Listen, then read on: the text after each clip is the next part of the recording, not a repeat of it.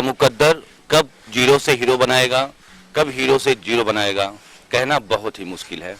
ऐसा ही कुछ वाकया हुआ है भोजपुरी के सुपरस्टार खेसारी लाल यादव जी के साथ में। पहले छोटा स्टेज शो करते थे, छोटे छोटे जगह पे गाना गाते हैं, लेकिन आज उनके लाखों करोड़ों में फॉलोवर हैं, उनके व्यूवर्स हैं, उनके चाहने वाले हैं। इस मुकाम पे कैसे पहुंचे खेसारी लाल जी, ये जानने के लिए मैं आज खेसारी लाल जी के बंगलों पर आया हूं, उनके घर पर आया हूं। मैं सीधे आपसे खेसारी लाल यादव जी की मुलाकात कराता हूं और उनकी बात कराता हूं। खेसारी लाल जी, नेशन जितने भी लोग हैं सबको मैं पैर छू के प्रणाम करता हूं।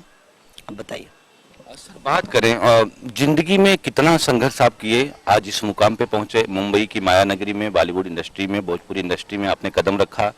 बहुत सारे चाहने वाले लोग भी आपके हो गए हैं। तो इस सफलता का राज क्या है और किसे मानते हैं? सबसे बड़ी देखिए, संघर्ष जो चीज़ें होती है, संघर्ष ऐसा चीज़ है कि जब तक आदमी जिंदा रहता है तब तक करना पड़ता है, और वो पेट के लिए होती है। और संघर्ष तो मैंने कुछ नहीं किया, जो भी संघर्ष मेरे पब्लिक ने मेरे लिए किया है उसके लिए मैं तहे दिल से अपने पब्लिक को शुक्रिया अदा करना चाहूँगा। क्योंकि अगर पब्लिक का संघर्ष नहीं होता तो शायद मैं आज यहाँ तक नहीं बैठता, आज बॉम्बे में इस ज़मीन का मालिक नहीं होता, इस घर का मालिक नहीं होता। इतने लोगों के दिल पे राज करना, देखिए हम एक आदमी के दिल पे राज करते हैं तो हम अपने आप को प्रेमी समझ लेते हैं कि हम किसी लड़की से प्यार करते हैं तो लगता है कि मेरे से ज़्यादा आशिक इस दुनिया में कोई नहीं है। लेकिन करोड़ों आज मुझे प्यार करते हैं, मैं करोड़ों के दिल में हूँ। तो कितना बड़ा रुतबा एक इंसान को मिलता है जब करोड़ों आदमी प्यार करते हैं। तो मैंने कुछ नहीं किया है, मैंने सिर्फ अपने टारगेट को देखा जी नहीं, मुझे कुछ करके दिखाना है अपने आप के लिए, अपने लोगों के लिए, अपने घर परिवार के लिए, अपने पब्लिक के लिए। एक मैं ऐसा चीज़ बन जाऊं कि जब मैं रहूं तभी मैं रहूं, और जब मैं इस दुनिया में ना रहूं तभी लोगों के दिल में रहूं, लोगों के कान में रहूं, लोगों के जुबान पे रहूं। तो मैंने यही सोचकर मैं अपने जीवन को चलाया। और संघर्ष की जहाँ तक सवाल है तो संघर्ष मैंने जो भी किया है कि शादी जब मेरी नहीं हुई थी तो हम 7 भाई हैं, तो हम लोग घर में एक ही कपड़ा सिलाता था और 7 भाई पहनते थे, तो बहुत पंगा होता था। पापा सिर्फ पापा कमाने वाले, और पापा हमारे चाना बेचते थे, खीरा बेचते थे, सर पे रख के सत्तू बेचते थे। फिर लिट्टी चोखा का दुकान किया, मेरी शादी हो गई तो उस लिट्टी चोखा की दुकान पर मैं बैठने लगा। मेरी वाइफ भी मुझे बहुत हेल्प की लिट्टी चोखा बेचने में, आटा गूंथते थे हम दोनों, मियाँ बीवी बनाते थे, बेचते थे। बहुत सारी चीज़ें होती थी उस समय। तो एक ओखला संजय कॉलोनी दिल्ली में जगह है, आज भी मैं वहाँ पे जाता हूँ। जब भी मैं दिल्ली में जाता हूँ तो उस जगह पर जाकर एक बार उस मिट्टी को छूता हूँ, जिस मिट्टी से जिस लिट्टी चोखा बेचकर मैं यहाँ तक पहुँचा, उसी के पैसे से मैं यहाँ तक आया। तो मुझे अच्छा लगता है कि मैं अपनी मिट्टी से आज भी जुड़ा हूँ, और मैं जब तक अपनी मिट्टी से जुड़ा हूँ तब तक शायद मेरी जीवन लोगों के दिल तक है, लोगों के दिमाग में है, लोगों की रोम रोम में, सांसों में बसा हूँ। जिस दिन शायद मैं मिट्टी को छोड़ दूंगा उस दिन शायद दुनिया भी मुझे छोड़ देगी।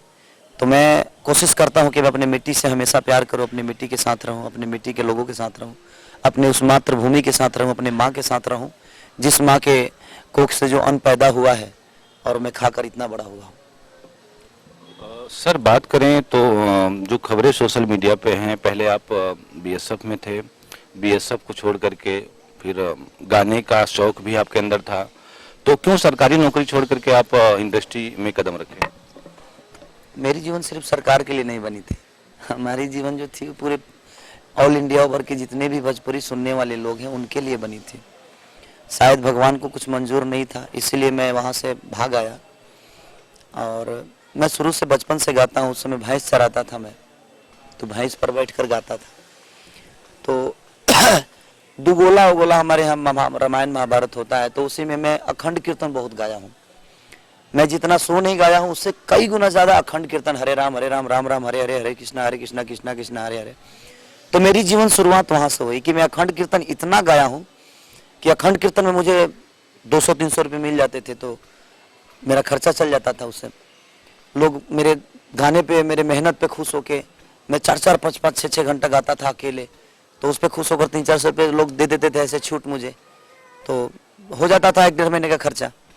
तो ज़्यादा करके मैं अखंड कीर्तन ही गाया हूँ। और उसके बाद मैं रामायण महाभारत का गायक था, मैं सिंगर नहीं था। तो सिंगर आज भी नहीं हूँ, आज भी मैं फोक ही गाता हूँ, जो मिट्टी की चीज़ें होती हैं।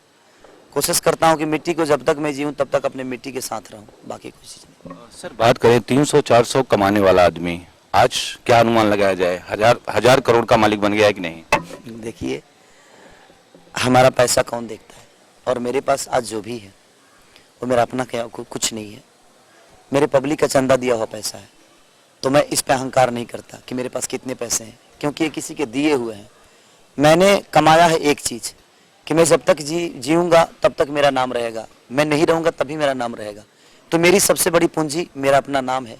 तो मैं अपने नाम के लिए काम करता हूँ, दाम के लिए काम नहीं करता, पैसे के लिए काम नहीं करता। क्योंकि पैसा, मेरे पास कितना प्रॉपर्टी है, कितनी गाड़ियाँ हैं, कितने घर हैं, कितने मकान हैं, ये किसी पब्लिक को लेना देना नहीं है। मेरे मकान और मेरे गाड़ी और मेरे अपने फैशन से, मेरे पब्लिक को अपने इंजॉय से मतलब है। तो मैं ज़्यादा उस पर फोकस करता हूँ ताकि मैं उनके दिल में रहूँ, और संपत्ति का कोई मतलब नहीं है।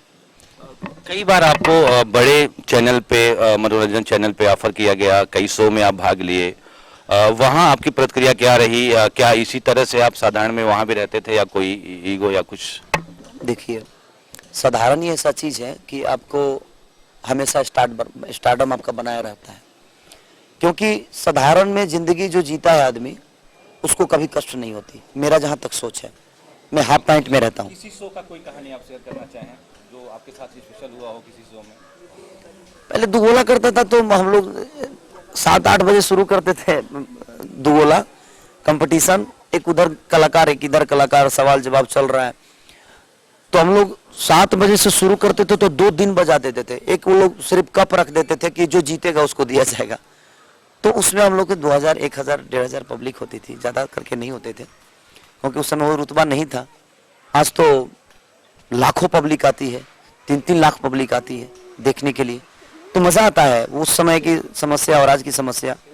लेकिन ये चीज़ें हैं कि स्टेज पे मैं जब भी जाता हूँ तो मैं बोलता बहुत हूँ और कॉमेडी थोड़ा सा करता हूँ, ताकि मैं इनको कैसे हंसा सकूँ। मेरा एक यही ध्येय रहता है कि मैं आया हूँ तो मैं इनके साथ 4 घंटे हूँ, तो 4 घंटे में मैं इनको इतना हंसाऊँ, इतना इनसे घुल मिल जाऊँ कि शायद ये 4 घंटे ये अपने जीवन के सबसे बहुमूल्य समय समझे। तो मैं कोशिश करता हूँ, इसलिए मैं कुछ दुअर्थी बातें भी बोल देता हूँ ताकि हमारी पब्लिक को मज़ा आ जाना चाहिए। मैं कुछ ऐसी भी बातें नहीं बोलता जिससे हमारी पब्लिक को कोई तकलीफ पहुँचे। मैं उनके खुशी के लिए मैं पानी बन जाता हूँ कि वो जहाँ मुझे रखे मैं खड़ा हूँ। जहाँ मुझे कीचड़ में अगर डाल दें तो मैं कीचड़ का हो गया, दारू में डाल दे तो मैं दारू हो गया, ड्रिंक में डाल दिए तो मैं ड्रिंक हो गया, पेप्सी में डाल दिए तो मैं पेप्सी हो गया। तो मैं पानी बन के रहना चाहता हूँ अपने पब्लिक के लिए।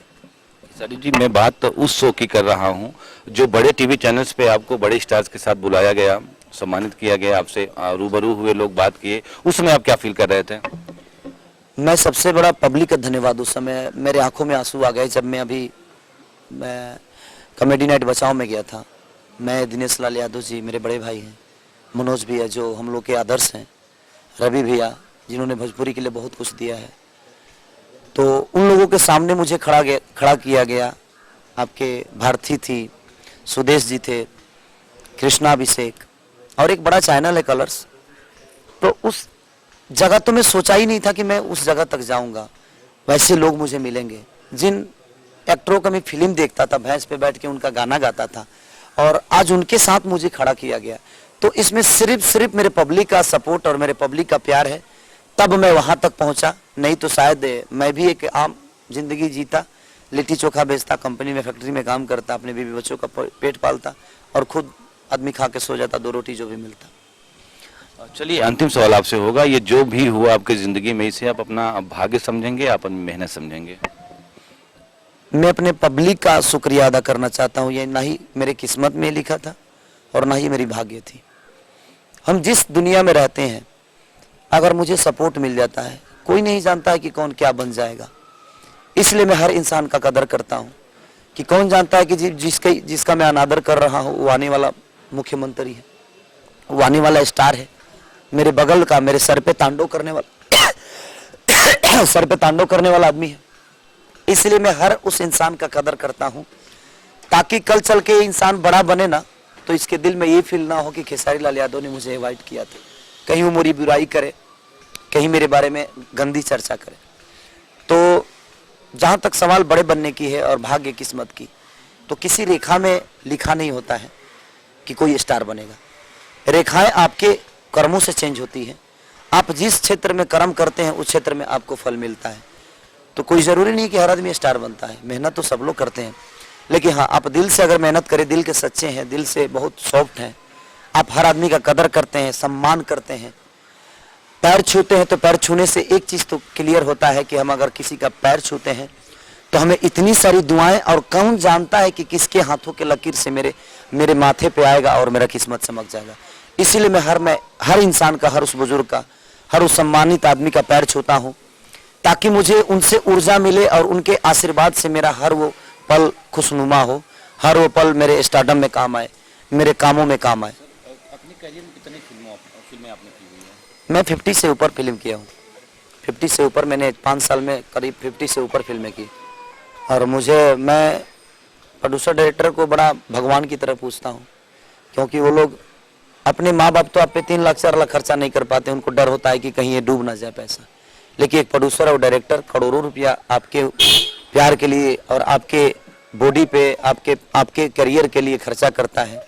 ठीक है, वो बिजनेस के पॉइंट ऑफ व्यू से ही लगाता है, लेकिन फिर भी खर्चा तो करता है ना, तो कहीं ना कहीं वो मेरे लिए भगवान के सम्मान है। इसीलिए मैं प्रोड्यूसर डायरेक्टर को तंग नहीं करता, टाइम से काम करता हूँ ताकि मेरी फिल्म अच्छी बने, क्योंकि मेरे सपोर्ट से बहुत कुछ मायने रखता है, मेरा सपोर्ट बहुत कुछ मायने रखता है। इसलिए क्योंकि मैं जब तक सपोर्ट नहीं करूँगा तब तक पूरी यूनिट सपोर्ट नहीं करेगी, इसलिए मैं कोशिश करता हूँ कि किसी को मेरे वजह से कोई तकलीफ ना हो।